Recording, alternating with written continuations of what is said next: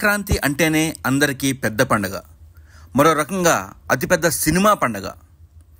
ఈ సంక్రాంతికి మహేష్ బాబు గుంటూరు కారం, నాగార్జున నా స్వామి రంగా, వెంకటేష్ సైంధవ్ లాంటి స్టార్ స్టడెడ్ సినిమాలు రిలీజ్ బరిలో ఉన్నాయి.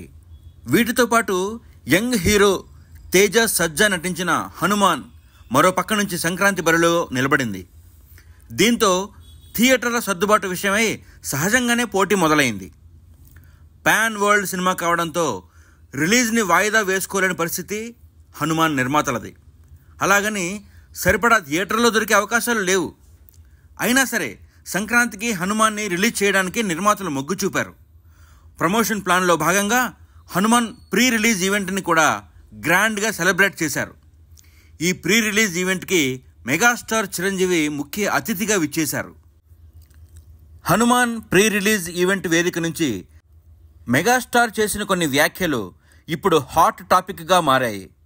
హనుమాన్ సినిమాని మొదటి రోజో, రెండో రోజో, మూడో రోజో చూడాలనేముంది, సినిమాలో విషయం ఉంటే అది ఎప్పుడైనా విజయం సాధిస్తుంది అంటూ ఆయన చేసిన వ్యాఖ్యలు హాట్ టాపిక్గా మారాయి.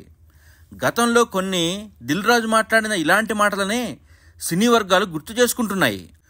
2017 సంక్రాంతి పోటీలో ఖైదీ నెంబర్ 150, గౌతమిపుత్ర శాతకర్ణితో పాటు దిల్ రాజు నిర్మించిన శతమానం భవతి కూడా విడుదలైంది.